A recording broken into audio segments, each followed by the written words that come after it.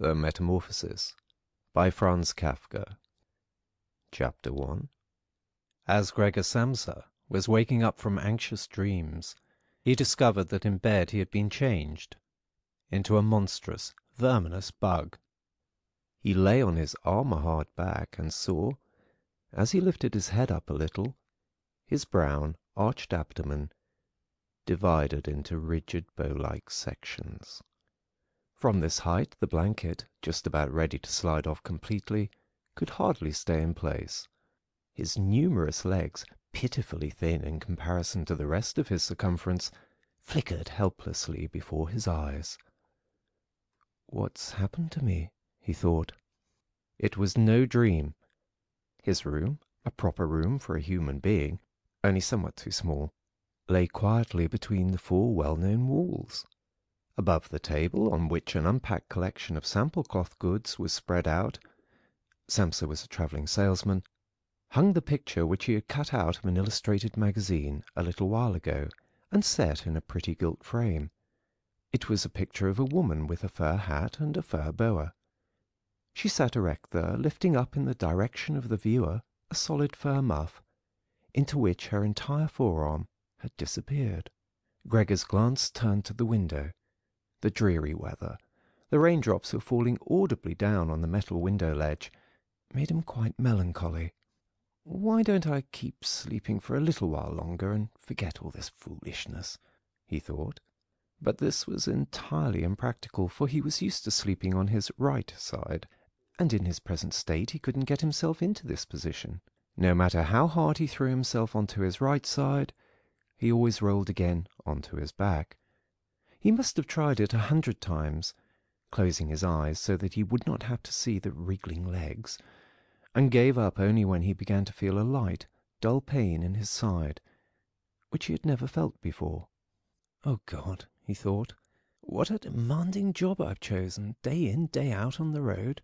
The stresses of selling are much greater than the work going on at head office, and, in addition to that, I have to cope with the problems of travelling. The worries about train connections, irregular bad food, temporary and constantly changing human relationships, which never come from the heart. To hell with it all!" He felt a slight itching on the top of his abdomen. He slowly pushed himself on his back closer to the bedpost, so that he could lift his head more easily, found the itchy part, which was entirely covered with small white spots. He did not know what to make of them, and wanted to feel the place with a leg. But he retracted it immediately, for the contact felt like a cold shower all over him. He slid back again into his earlier position. "This getting up early," he thought, "makes a man quite idiotic. A man must have his sleep. Other travelling salesmen live like Horam women. For instance, when I come back to the inn during the course of the morning to write up the necessary orders, these gentlemen are just sitting down to breakfast. If I were to try that with my boss, I'd be thrown out on the spot. Still, who knows whether that mightn't be really good for me? If I didn't hold back, for my parents' sake, I'd have quit ages ago. I would have gone to the boss and told him just what I think from the bottom of my heart.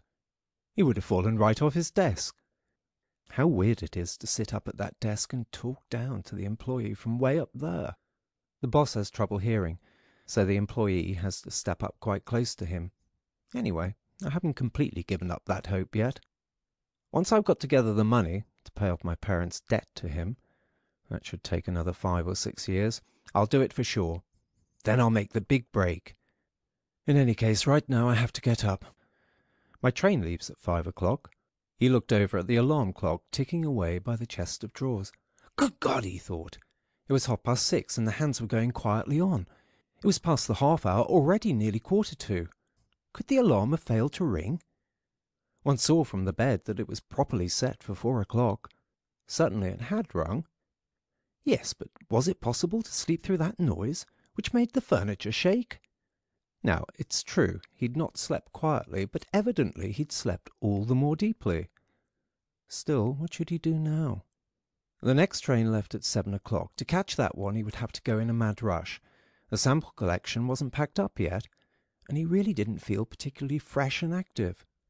And even if he caught the train, there was no avoiding a blow-up with the boss. because the firm's errand boy would have waited for the 5 o'clock train and reported the news of his absence long ago. He was the boss's minion, without backbone or intelligence. Well then, what if he reported in sick? But that would be extremely embarrassing and suspicious. Because during his 5 years' service, Gregor hadn't been sick even once. The boss would certainly come with the doctor from the health insurance company, and would reproach his parents for their lazy son, and cut short all objections with the insurance doctor's comments. For him, everyone was completely healthy, but really lazy about work. And besides, would the doctor in this case be totally wrong? Apart from a really excessive drowsiness after the long sleep, Gregor in fact felt quite well, and even had a really strong appetite. As he was thinking all this over in the greatest haste, without being able to make the decision to get out of bed, the alarm clock was indicating exactly 7:15, there was a cautious knock on the door by the head of the bed. "Gregor," a voice called. It was his mother. "It's 7:15. Don't you want to be on your way?" The soft voice. Gregor was startled when he heard his voice answering. It was clearly and unmistakably his earlier voice, but in it was intermingled, as if from below, an irrepressibly painful squeaking, which left the words positively distinct only in the first moment, and distorted them in the reverberation, so that one didn't know if one had heard correctly. Gregor wanted to answer in detail and explain everything, but in these circumstances he confined himself to saying, "Yes? Yes. Thank you, Mother. I'm getting up right away." Because of the wooden door, the change in Gregor's voice was not really noticeable outside, so his mother calmed down with this explanation and shuffled off. However, as a result of the short conversation, the other family members became aware that Gregor was unexpectedly still at home, and already his father was knocking on one side door, weakly but with his fist. "Gregor? Gregor!" he called out. "What's going on?" And after a short while he urged him on again in a deeper voice. "Gregor! Gregor!" At the other side door, however, his sister knocked lightly. "Gregor, are you all right? Do you need anything?" Gregor directed answers in both directions. "I'll be ready right away." He made an effort with the most careful articulation, and by inserting long pauses between the individual words to remove everything remarkable from his voice. His father turned back to his breakfast. However, the sister whispered, "Gregor, open the door, I beg you." Gregor had no intention of opening the door, but congratulated himself on his precaution, acquired from travelling, of locking all doors during the night, even at home. First, he wanted to stand up quietly and undisturbed, get dressed, above all have breakfast, and only then consider further action, for he noticed this clearly. By thinking things over in bed, he would not reach a reasonable conclusion. He remembered that he had already often felt a light pain or other in bed, perhaps the result of an awkward lying position, which later turned out to be purely imaginary when he stood up, and he was eager to see how his present fantasies would gradually dissipate. That the change in his voice was nothing other than the onset of a real chill, an occupational illness of commercial travellers, of that he had not the slightest doubt. It was very easy to throw aside the blanket. He needed only to push himself up a little, and it fell by itself. But to continue was difficult, particularly because he was so unusually wide. He needed arms and hands to push himself upright. Instead of these, however, he had only many small limbs which were incessantly moving with very different motions, and which, in addition, he was unable to control. If he wanted to bend one of them, then it was the first to extend itself, and if he finally succeeded doing what he wanted with this limb, in the meantime all the others, as if left free, moved around in an excessively painful agitation. "But I must not stay in bed uselessly," said Gregor to himself. At first he wanted to get out of bed with the lower part of his body, but this lower part, which, by the way, he had not yet looked at, and which he also couldn't picture clearly, proved itself too difficult to move. The attempt went so slowly. When, having become almost frantic, he finally hurled himself forward with all his force and without thinking, he chose his direction incorrectly, and he hit the lower bedpost hard. The violent pain he felt revealed to him that the lower part of his body was, at the moment, probably the most sensitive. Thus, he tried to get his upper body out of the bed first, and turned his head carefully toward the edge of the bed. He managed to do this easily, and, in spite of its width and weight, his body mass at last slowly followed the turning of his head. But as he finally raised his head outside the bed in the open air, he became anxious about moving forward any further in this manner, for if he allowed himself eventually to fall by this process, it would take a miracle to prevent his head from getting injured. And at all costs, he must not lose consciousness right now. He preferred to remain in bed. However, after a similar effort, while he lay there again, sighing as before, and once again saw his small limbs fighting one another, if anything worse than earlier, and didn't see any chance of imposing quiet and order on this arbitrary movement, he told himself again that he couldn't possibly remain in bed, and that it might be the most reasonable thing to sacrifice everything if there was even the slightest hope of getting himself out of bed in the process. At the same moment, however, he didn't forget to remind himself from time to time of the fact that calm, indeed the calmest, reflection might be better than most confused decisions. At such moments he directed his gaze as precisely as he could toward the window, but unfortunately there was little confident cheer to be had from a glance at the morning mist, which concealed even the other side of the narrow street.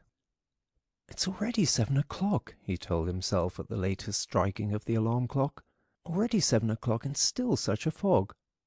And for a while he lay quietly with weak breathing, as if perhaps waiting for normal and natural conditions to re-emerge out of the complete stillness. But then he said to himself, "Before it strikes 7:15, whatever happens, I must be completely out of bed. Besides, by then someone from the office will arrive to inquire about me, because the office will open before 7 o'clock. And he made an effort then to rock his entire body length out of the bed with a uniform motion. If he let himself fall out of bed in this way, his head, which in the course of the fall he intended to lift up sharply, would probably remain uninjured. His back seemed to be hard. Nothing would really happen to that as a result of the fall. His greatest reservation was a worry about the loud noise which the fall must create, and which presumably would arouse, if not fright, then at least concern, on the other side of all the doors. However, it had to be tried. As Gregor was in the process of lifting himself half out of bed, the new method was more of a game than an effort. He needed only to rock with a constant rhythm. It struck him how easily all this would be if someone were to come to his aid. 2 strong people, he thought of his father and the servant girl, would have been quite sufficient.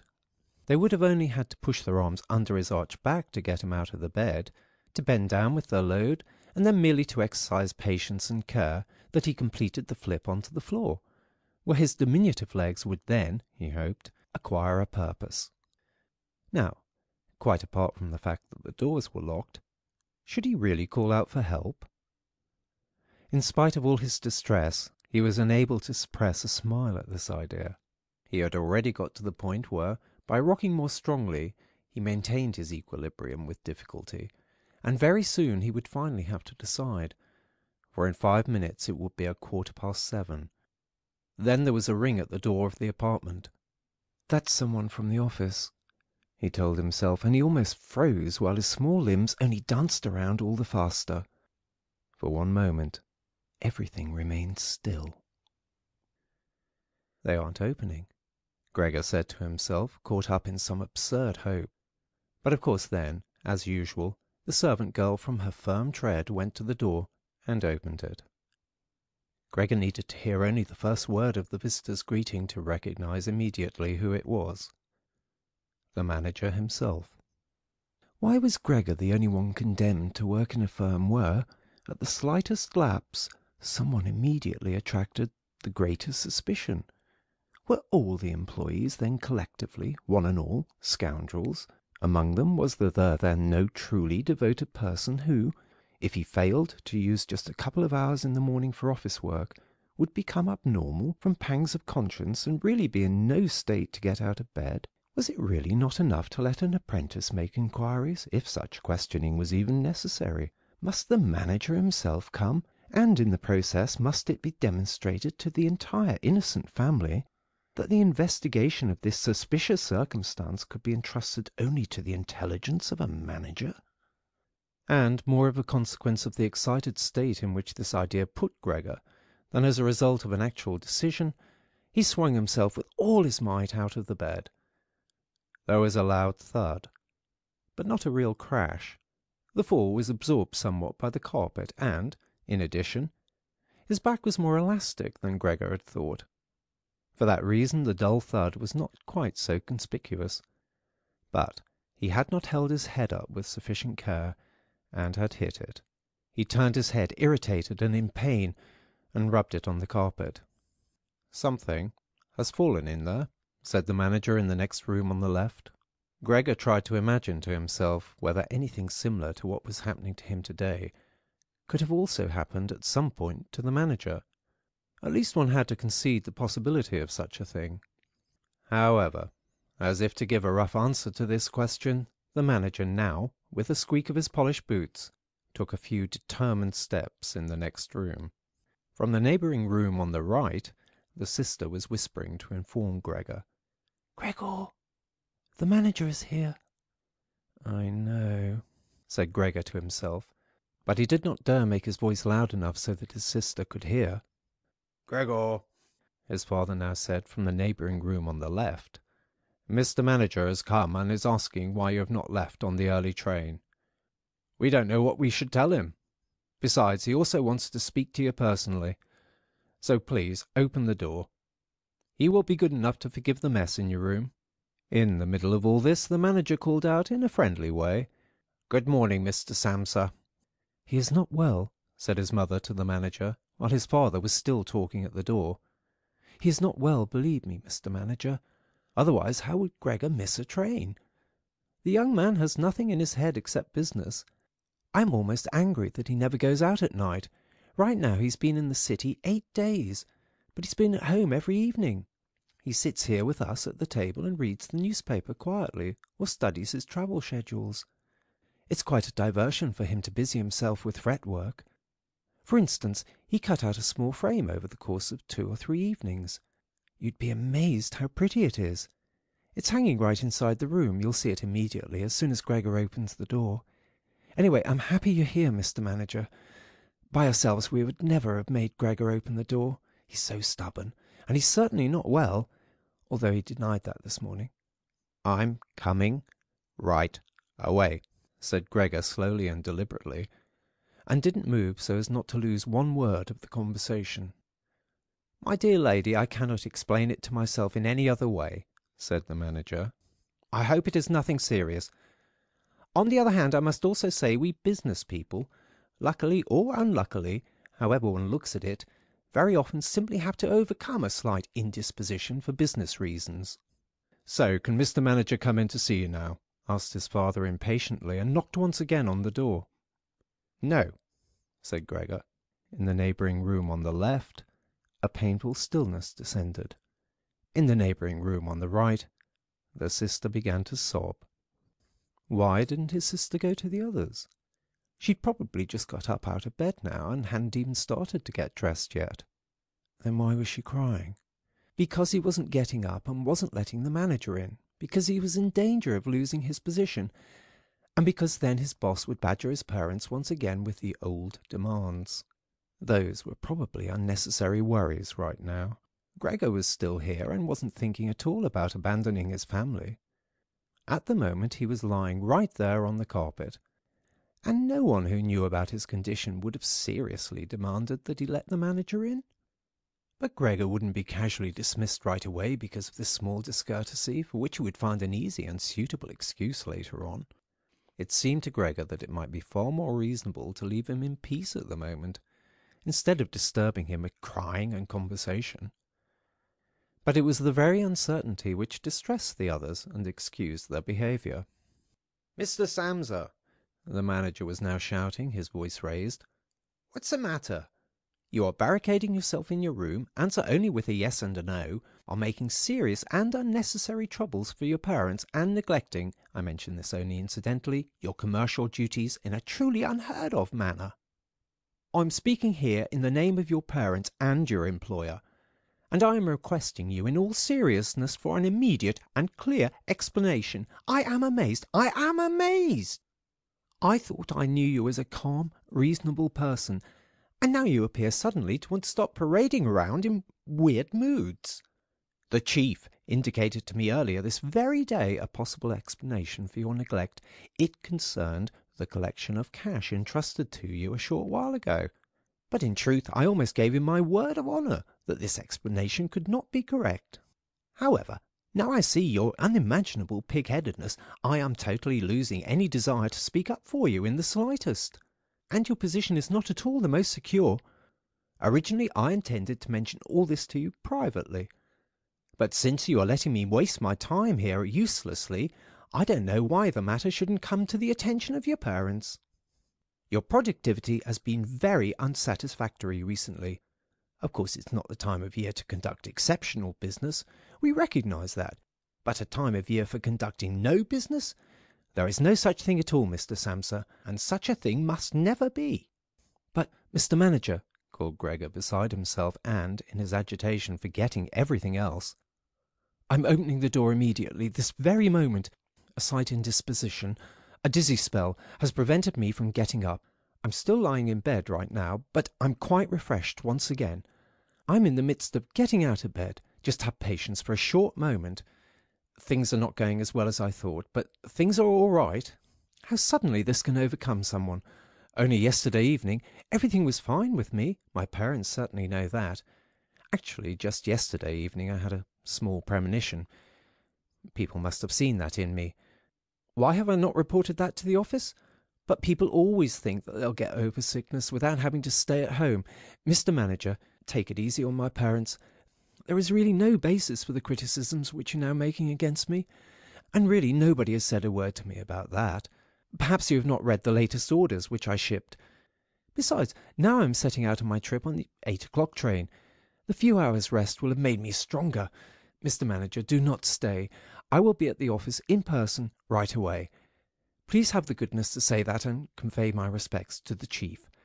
While Gregor was quickly blurting all this out, hardly aware of what he was saying, he had moved close to the chest of drawers without effort, probably as a result of the practice he had already had in bed, and now he was trying to raise himself up on it. Actually, he wanted to open the door. He really wanted to let himself be seen and to speak with the manager. He was keen to witness what the others, now asking about him, would say when they saw him. If they were startled, then Gregor had no more responsibility and could be calm. But if they accepted everything quietly, then he would have no reason to get excited and, if he got a move on, could really be at the station around 8 o'clock. He slid down a few times on the smooth chest of drawers, but at last he gave himself a final swing and stood upright there. He was no longer at all aware of the pains in his lower body, no matter how they might still sting. Now he let himself fall against the back of a nearby chair, on the edge of which he braced himself with his thin limbs. By doing this he gained control over himself and kept quiet, for he could now hear the manager. "Did you understand a single word?" the manager asked the parents. "Is he playing the fool with us?" For God's sake!" cried the mother, already in tears. "Perhaps he's very ill, and we're upsetting him. Greta, Greta!" she yelled at that point. "Mother?" called the sister from the other side. They were making themselves understood through Gregor's room. "You must go to the doctor right away. Gregor is sick. Hurry to the doctor. Have you heard Gregor speak yet?" "That was an animal's voice," said the manager remarkably quietly in comparison to the mother's cries. "Anna! Anna!" yelled the father through the hall into the kitchen, clapping his hands. Fetch a locksmith right away." The two young women were already running through the hall with swishing skirts. How had his sister dressed herself so quickly and yanked open the doors of the apartment?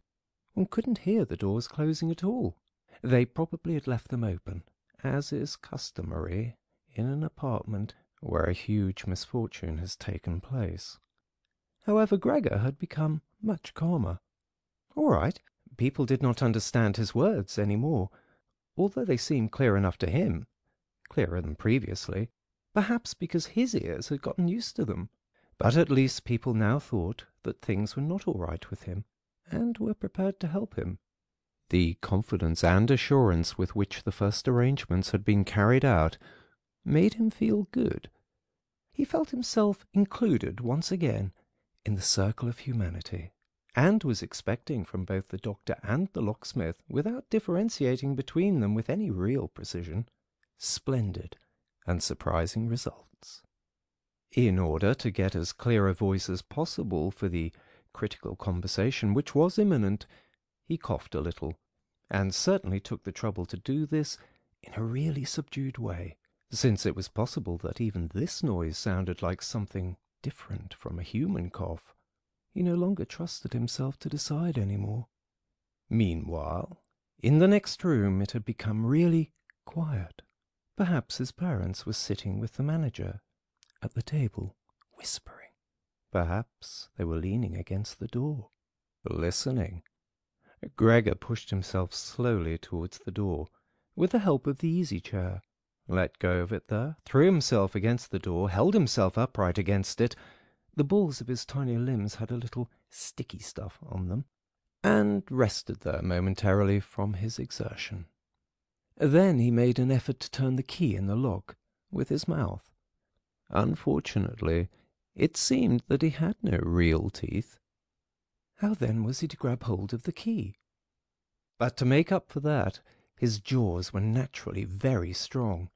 With their help he managed to get the key really moving. He didn't notice that he was obviously inflicting some damage on himself, for a brown fluid came out of his mouth, flowed over the key, and dripped onto the floor. "Just listen for a moment," said the manager in the next room. "He's turning the key." For Gregor that was a great encouragement, but they all should have called out to him, including his father and mother. "Come on, Gregor," they should have shouted. "Keep going, keep working on the lock." Imagining that all his efforts were being followed with suspense, he bit down frantically on the key with all the force he could muster. As the key turned more, he danced around the lock. Now he was holding himself upright only with his mouth, and he had to hang on to the key or then press it down again with the whole weight of his body as necessary. The quite distinct click of the lock as it finally snapped really woke Gregor up. Breathing heavily, he said to himself, "So I didn't need the locksmith," and he set his head against the door handle to open the door completely. Because he had to open the door in this way, it was already open very wide, without him yet being really visible. He first had to turn himself slowly around the edge of the door, very carefully, of course, if he didn't want to fall awkwardly on his back right at the entrance into the room. He was still preoccupied with this difficult movement and had no time to pay attention to anything else, when he heard the manager exclaim aloud, "Oh!" It sounded like the wind whistling, and now he saw him, nearest to the door, pressing his hand against his open mouth and moving slowly back as if an invisible constant force was pushing him away. His mother, in spite of the presence of the manager, she was standing here with her hair sticking up on end, still a mess from the night, was looking at his father with her hands clasped. She then went 2 steps towards Gregor and collapsed right in the middle of her skirts, which were spread out all around her, her face sunk on her breast, completely concealed. His father clenched his fist with a hostile expression, as if he wished to push Gregor back into his room. Then he looked uncertainly around the living room, covered his eyes with his hands, and cried, so that his mighty breast shook. At this point Gregor did not take 1 step into the room, but leaned his body from the inside against the firmly bolted wing of the door, so that only half his body was visible, as well as his head, tilted sideways, with which he peeped over at the others. Meanwhile, it had become much brighter. Standing out clearly from the other side of the street was a part of the endless grey-black house situated opposite. It was a hospital, with its severe regular windows breaking up the facade. The rain was still coming down, but only in large individual drops, visibly and firmly thrown down one by one onto the ground. The breakfast dishes were standing piled around on the table, because for his father breakfast was the most important meal of the day, which he prolonged for hours by reading various newspapers. Directly across on the opposite wall hung a photograph of Gregor from the time of his military service. It was a picture of him as a lieutenant, as he, smiling and worry-free, with his hand on his sword, demanded respect for his bearing and uniform. The door to the hall was ajar, and since the door to the apartment was also open, one could see out into the landing of the apartment and the start of the staircase going down. "Now," said Gregor, well aware that he was the only one who had kept his composure, "I'll get dressed right away, pack up the collection of samples, and set off. You'll allow me to set out on my way, will you not? You see, Mr. Manager, I am not pig-headed, and I am happy to work. Travelling is exhausting, but I couldn't live without it." "Where are you going, Mr. Manager?" "To the office. Really? Will you report everything truthfully? A person can be incapable of work momentarily, but that's precisely the best time to remember the earlier achievements and to consider that later, after the obstacles have been shoved aside, the person will work all the more eagerly and intensely. I am really so indebted to Mr. Chief. You know that perfectly well. On the other hand, I am concerned about my parents and my sister. I'm in a fix, but I'll work myself out of it again. Don't make things more difficult for me than they already are. Speak up on my behalf in the office. People don't like travelling salesmen. I know that. People think they earn pots of money and thus lead a fine life. People don't even have a special reason to think through this judgment more clearly. But you, Mr. Manager, you have a better perspective on what's involved than other people. Even, I tell you in total confidence, a better perspective than Mr. Chairman himself, who, in his capacity as the employer, may let his judgment make casual mistakes at the expense of an employee.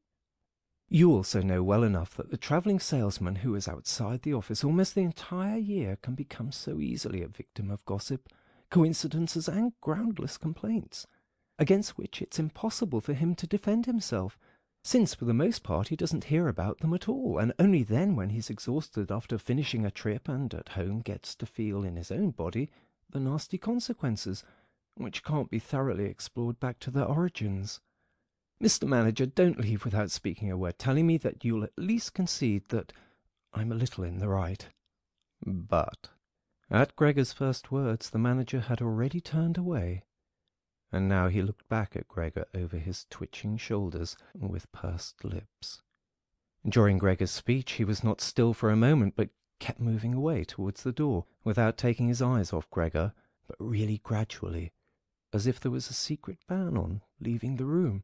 He was already in the hall, and, given the sudden movement with which he finally pulled his foot out of the living-room, one could have believed that he had just burned the sole of his foot.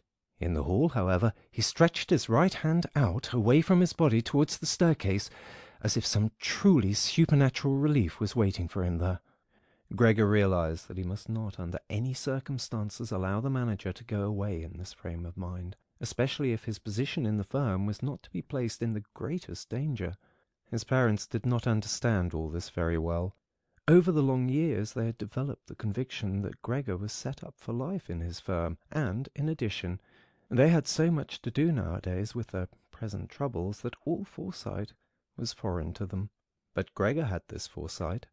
The manager must be held back, calmed down, convinced, and finally won over. The future of Gregor and his family really depended on it. If only his sister had been there. She was clever, and she had already cried while Gregor was still lying on his back. And the manager, this friend of the ladies, would certainly let himself be guided by her. She would have closed the door to the apartment and talked him out of his fright in the hall. But the sister was not even there. Gregor must deal with it himself. Without thinking that as yet he didn't know anything about his present ability to move, and that his speech possibly, indeed probably, had once again not been understood, he left the wing of the door, pushed himself through the opening, and wanted to go over to the manager, who was already holding tight onto the handrail with both hands on the landing, in a ridiculous way. But as he looked for something to hold on to, with a small scream, Gregor immediately fell down onto his numerous little legs. Scarcely had this happened when he felt for the first time that morning a general physical well-being. The small limbs had firm floor under them. They obeyed perfectly, as he noticed to his joy, and strove to carry him forward in the direction he wanted.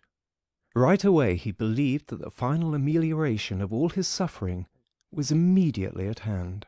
But at the very moment when he lay on the floor, rocking in a restrained manner quite close and directly across from his mother, who had apparently totally sunk into herself, she suddenly sprang right up with her arms spread far apart and her fingers extended, and cried out, "Help! For God's sake, help!"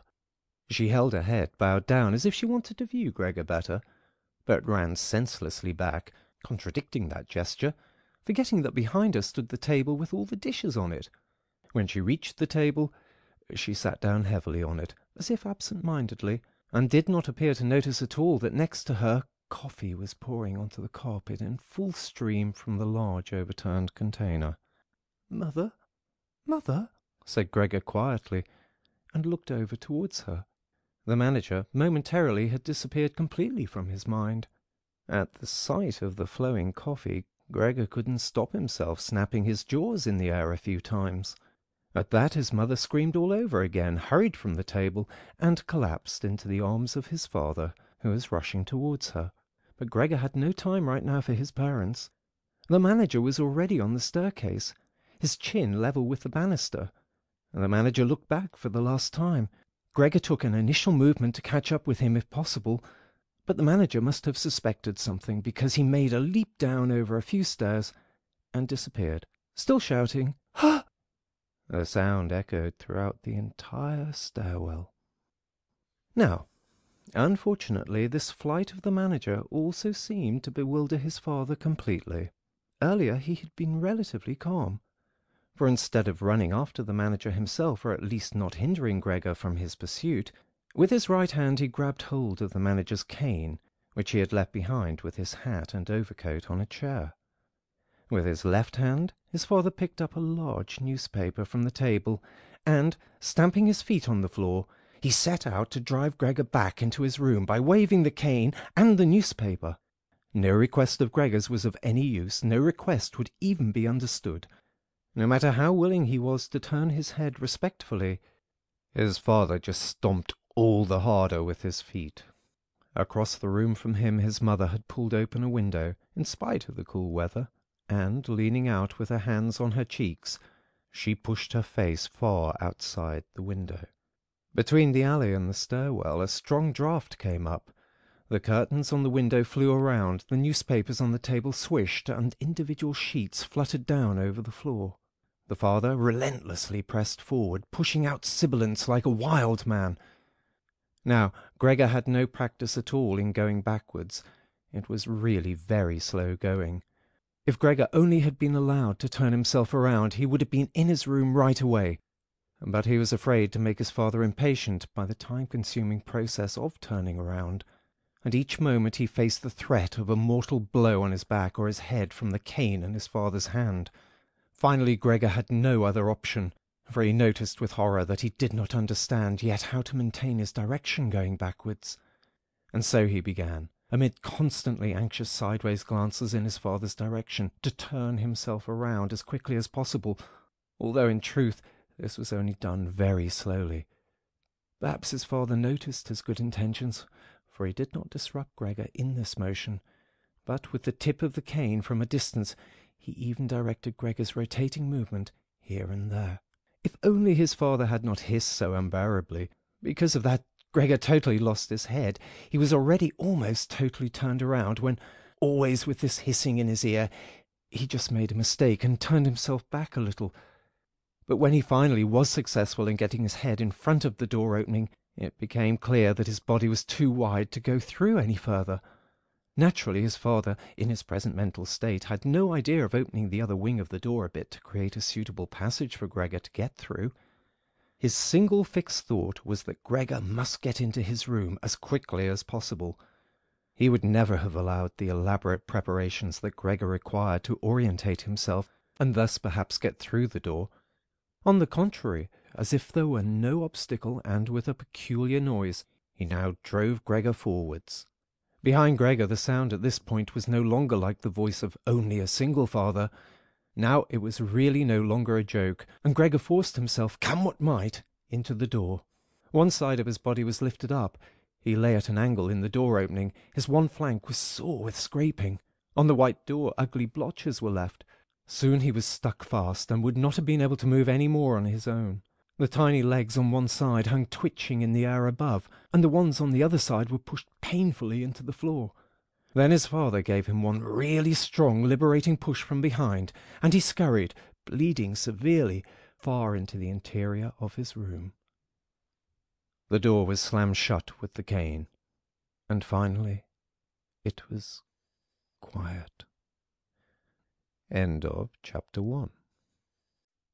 Chapter 2. Gregor first woke up from his heavy, swoon-like sleep in the evening twilight. He would certainly have woken up soon afterwards without any disturbance, for he felt himself sufficiently rested and wide awake, although it appeared to him as if a hurried step and a cautious closing of the door to the hall had aroused him. Light from the electric street lamps lay pale here and there on the ceiling and on the higher parts of the furniture, but underneath, around Gregor, it was dark. He pushed himself slowly toward the door, still groping awkwardly with his feelers, which he now learned to value for the first time, to check what was happening there. His left side seemed one single long and pleasantly stretched scar, and he really had to hobble on his 2 rows of legs. In addition, one small leg had been seriously wounded in the course of the morning incident. It was almost a miracle that only one had been hurt, and dragged lifelessly behind. By the door he noticed what had really lured him there. It was the smell of something to eat. A bowl stood there filled with sweetened milk in which swam tiny pieces of white bread. He almost laughed with joy, for he now had a much greater hunger than in the morning, and he immediately dipped his head almost up to and over his eyes down into the milk. But he soon drew it back again in disappointment, not just because it was difficult for him to eat on account of his delicate left side. He could eat only if his entire panting body worked in a coordinated way, but also because the milk, which otherwise was his favourite drink, and which his sister had certainly placed there for that reason, did not appeal to him at all. He turned away from the bowl almost with aversion, and crept back into the middle of the room.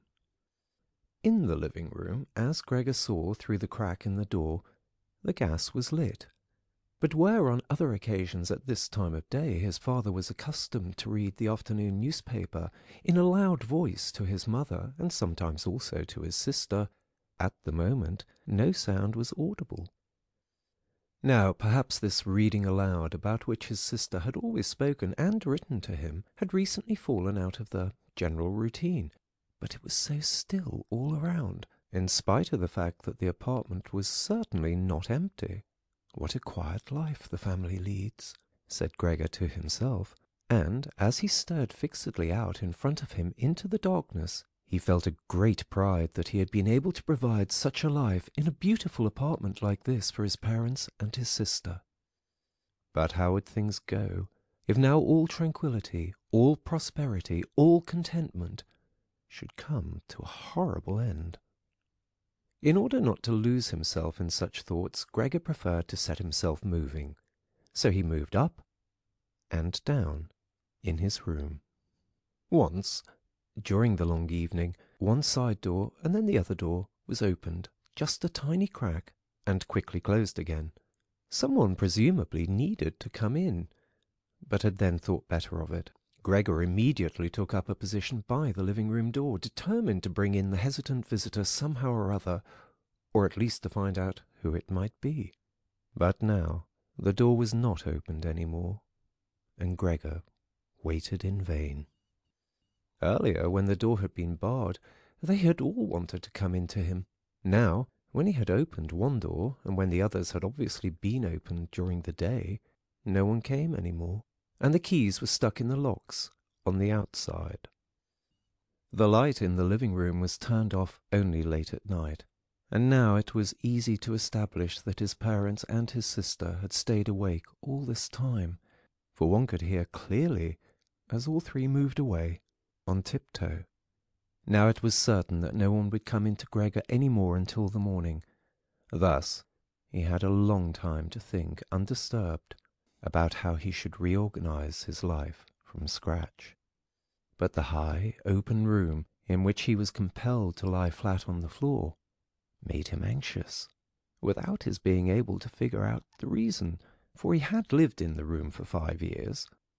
With a half-unconscious turn, and not without a slight shame, he scurried under the couch, where, in spite of the fact that his back was a little cramped, and he could no longer lift up his head, he felt very comfortable, and was sorry only that his body was too wide to fit completely under it. There he remained, the entire night, which he spent partly in a state of semi-sleep, out of which his hunger constantly woke him with a start, but partly in a state of worry and murky hopes, which all led to the conclusion that for the time being he would have to keep calm, and with patience and the greatest consideration for his family, tolerate the troubles which in his present condition he was now forced to cause them.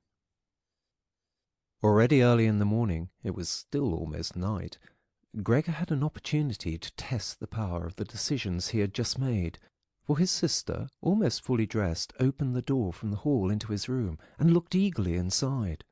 She did not find him immediately, but when she noticed him under the couch, God, he had to be somewhere or other, for he could hardly fly away, she got such a shock that, without being able to control herself, she slammed the door shut once again from the outside.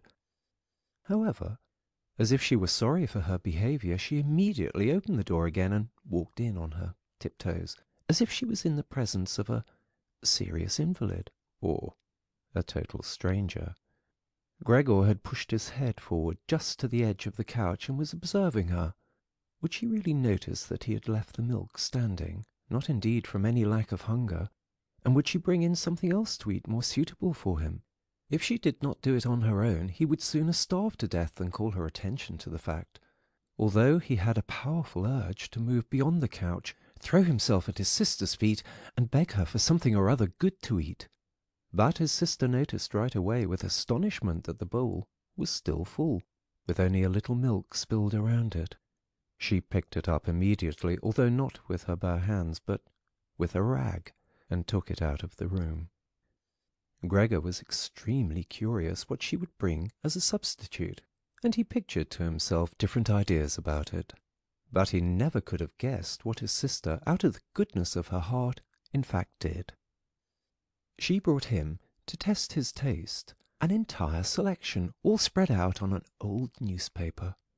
There were old half-rotten vegetables, bones from the evening meal covered with a white sauce which had almost solidified, some raisins and almonds, cheese which Gregor had declared inedible 2 days earlier, a slice of dry bread, and a slice of salted bread smeared with butter. In addition to all this, she put down a bowl, probably designated once and for all as Gregor's, into which she had poured some water. And out of her delicacy of feeling, since she knew that Gregor would not eat in front of her, she went away very quickly, and even turned the key in the lock, so that Gregor would now observe that he could make himself as comfortable as he wished. Gregor's small limbs buzzed now that the time for eating had come. His wounds must in any case have already healed completely. He felt no handicap on that score. He was astonished at that, and thought about how more than a month ago he had cut his finger slightly with a knife, and how this wound had hurt enough even the day before yesterday. Am I now going to be less sensitive? He thought, already sucking greedily on the cheese, which had strongly attracted him right away, more than all the other foods. Quickly, and with his eyes watering with satisfaction, he ate one after the other, the cheese, the vegetables, and the sauce. The fresh food, by contrast, didn't taste good to him. He couldn't bear the smell, and even carried the things he wanted to eat a little distance away. By the time his sister slowly turned the key, as a sign that he should withdraw, he was long finished and now lay lazily in the same spot. The noise immediately startled him, in spite of the fact that he was already almost asleep, and he scurried back again under the couch. But it cost him great self-control to remain under the couch, even for the short time his sister was in the room, because his body had filled out somewhat on account of the rich meal, and in the narrow space there he could scarcely breathe. In the midst of minor attacks of asphyxiation, he looked at her with somewhat protruding eyes, as his unsuspecting sister swept up with a broom, not just the remnants, but even the foods which Gregor had not touched at all, as if these were also now useless, and as she dumped everything quickly into a bucket, which she closed with a wooden lid, and then carried all of it out of the room. She had hardly turned around before Gregor had already dragged himself out from the couch, stretched out, and let his body expand. In this way, Gregor got his food every day, once in the morning, when his parents and the servant girl were still asleep, and a second time after the common noon meal, for his parents were, as before, asleep then for a little while, and the servant girl was sent off by his sister on some errand or other. They certainly would not have wanted Gregor to starve to death, but perhaps they could not have endured finding out what he ate other than by hearsay. Perhaps his sister wanted to spare them what was possibly only a small grief, for they were really suffering quite enough already. What sorts of excuses people had used on that first morning to get the doctor and the locksmith out of the house, Gregor was completely unable to ascertain. Since they could not understand him, no one, not even his sister, thought that he might be able to understand others. And thus, when his sister was in her room, he had to be content with listening now and then to her sighs and invocations to the saints. Only later, when she had grown somewhat accustomed to everything, naturally there could never be any talk of her growing completely accustomed to it, Gregor sometimes caught a comment which was intended to be friendly, or could be interpreted as such. "Well, today it tasted good to him," she said, if Gregor had really cleaned up what he had to eat. Whereas, in the reverse situation, which gradually repeated itself more and more frequently, she used to say sadly, "Now everything has stopped again." But, while Gregor could get no new information directly, he did hear a good deal from the room next door, and as soon as he heard voices, he scurried right away to the appropriate door and pressed his entire body against it. In the early days especially, there was no conversation which was not concerned with him in some way or other, even if only in secret. For 2 days, at all meal-times, discussions on that subject could be heard, on how people should now behave. But they also talked about the same subject in the times between meals, for there were always at least 2 family members at home, since no one really wanted to remain in the house alone, and people could not under any circumstances leave the apartment completely empty. In addition, on the very first day, the servant girl, it was not completely clear what and how much she knew about what had happened, on her knees had begged his mother to let her go immediately, and when she said good-bye about 15 minutes later, she thanked them for the dismissal with tears in her eyes, as if she was receiving the greatest favour which people had shown her there, and without anyone demanding it from her, she swore a fearful oath not to betray anyone, not even the slightest bit. Now his sister had to team up with his mother to do the cooking, although that didn't create much trouble because people were eating almost nothing. Again and again Gregor listened as one of them vainly invited another to eat, and received no answer other than, "Thank you, I've had enough," or something like that, and perhaps they had stopped having anything to drink too. His sister often asked his father whether he wanted to have a beer, and gladly offered to fetch it herself. And when his father was silent, she said, in order to remove any reservations he might have, that she could send the caretaker's wife to get it. But then his father finally said a resounding no, and nothing more would be spoken about it.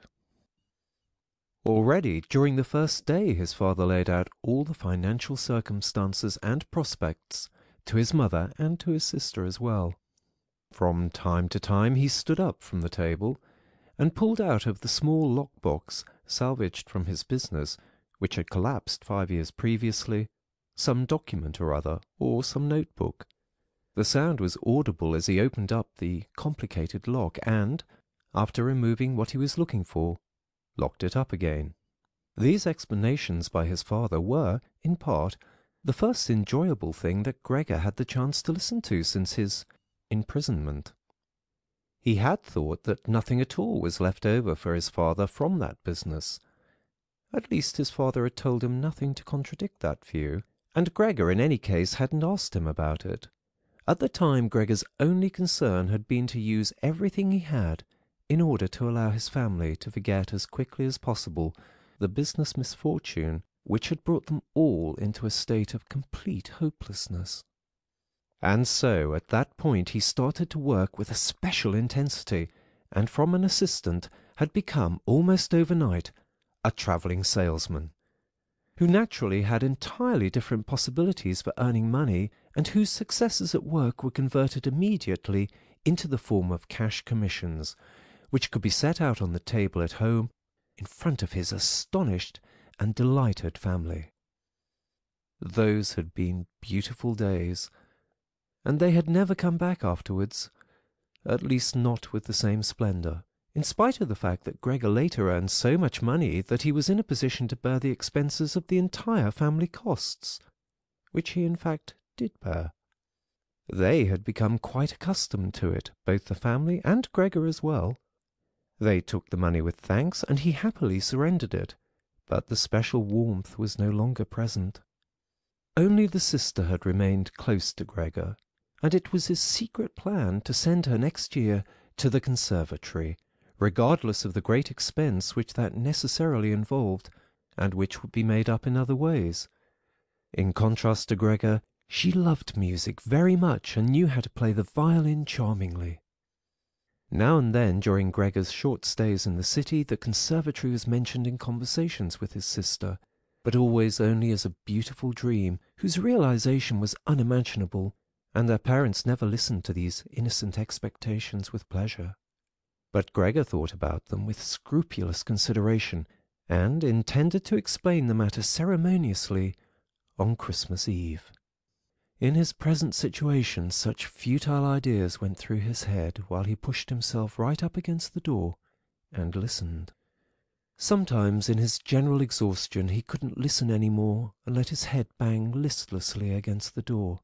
But he immediately pulled himself together, for even the small sound which he made by this motion was heard nearby and silenced everyone. "There he goes on again," said the father after a while, clearly turning towards the door, and only then would the interrupted conversation gradually be resumed again. Gregor found out clearly enough, for his father tended to repeat himself often in his explanations, partly because he had not personally concerned himself with these matters for a long time now, and partly also because his mother did not understand everything right away for the first time, that, in spite of all bad luck, a fortune, although a very small one, was available from the old times, which the interest, which had not been touched, had in the intervening time gradually allowed to increase a little. Furthermore, in addition to this, the money which Gregor had brought home every month, he had kept only a few florins for himself, had not been completely spent and had grown into a small capital amount. Gregor, behind his door, nodded eagerly, rejoicing over this unanticipated foresight and frugality. True, with this excess money he could have paid off more of his father's debt to his employer, and the day on which he could be rid of this position would have been a lot closer. But now things were doubtless better the way his father had arranged them. At the moment, however, this money was not nearly sufficient to permit the family to live on the interest payments. Perhaps it would be enough to maintain the family for 1, or at most 2 years, that's all. Thus it only added up to an amount which one should not really draw upon, and which must be set aside for an emergency. But the money to live on had to be earned. Now, although his father was old, he was a healthy man who had not worked at all for 5 years, and thus could not be counted on for very much. He had in these 5 years, the first holidays of his trouble-filled but unsuccessful life, put on a good deal of fat, and thus had become really heavy. And should his old mother now perhaps work for money, a woman who suffered from asthma, for whom wandering through the apartment even now was a great strain, and who spent every second day on the sofa by the open window, labouring for breath? Should his sister earn money?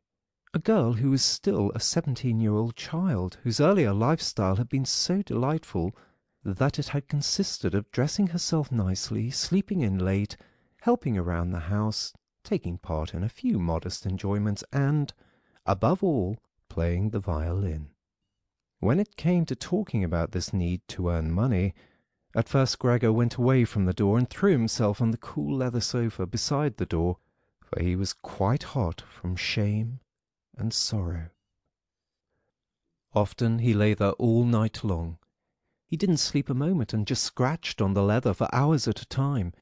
He undertook the very difficult task of shoving a chair over to the window. Then he crept up on the window-sill and, braced in the chair, leaned against the window to look out, obviously with some memory or other of the satisfaction which that used to bring him in earlier times. Actually, from day to day he perceived things with less and less clarity, even those a short distance away. The hospital across the street, the all too frequent sight of which he had previously cursed, was not visible at all any more, and if he had not been precisely aware that he lived in the quiet but completely urban Charlotte Street, he could have believed that from his window he was peering out at a featureless wasteland, in which the grey heaven and the grey earth had merged and were indistinguishable. His attentive sister must have observed a couple of times that the chair stood by the window. Then, after cleaning up the room, each time she pushed the chair back right against the window, and from now on she even left the inner casement open. If Gregor had only been able to speak to his sister and thank her for everything that she had to do for him, he would have tolerated her service more easily. As it was, he suffered under it.